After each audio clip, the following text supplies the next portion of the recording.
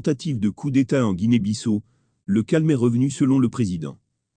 Si vous êtes nouveau sur la chaîne, je vous invite à vous abonner et à cliquer sur la cloche de notification pour ne rien manquer des actualités les plus croustillantes. Dans une vidéo d'une conférence de presse postée mardi soir sur un compte Facebook non vérifié, qui serait celui de la présidence, le président Umaro Sissoco Embaló déclare que la tentative de coup d'État avait fait de nombreuses victimes, sans toutefois donner de chiffres exacts.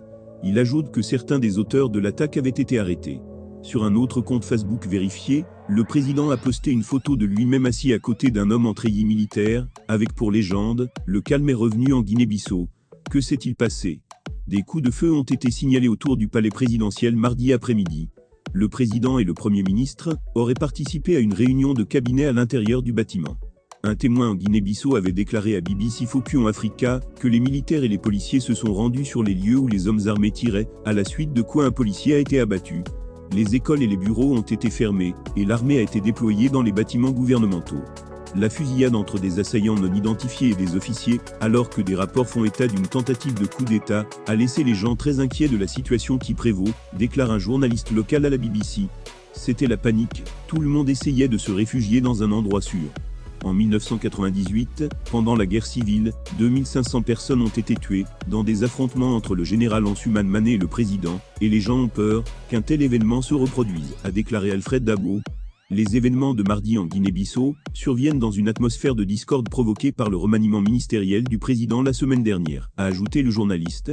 La Guinée-Bissau a une longue histoire d'instabilité politique et de coups d'État militaires, dont le dernier remonte à 2012. Le président Umaro Sissoco Embaló, lui-même ancien Premier ministre, a été élu au sommet en 2020 après avoir remporté un second tour de scrutin contre un autre ex-Premier ministre. Monsieur Embaló a déclaré vouloir résoudre les tensions politiques dans ce pays d'Afrique de l'Ouest, qui a connu 9 coups ou tentatives de coup d'État depuis 1974. Il a également promis de moderniser l'une des nations les plus pauvres du monde, qui compte quelque 1,6 million d'habitants. La CEDEAO condamne une tentative de coup d'État. La CEDEAO, le bloc régional qui promeut la coopération politique et économique en Afrique de l'Ouest, a condamné ce qu'elle appelle une tentative de coup d'État en Guinée-Bissau et exhorte les militaires à regagner leurs casernes.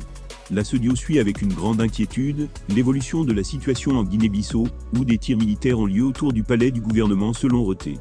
La CEDEAO condamne cette tentative de coup d'État et tient les militaires responsables de la sécurité du président Umaro Sissoco Embaló et des membres de son gouvernement.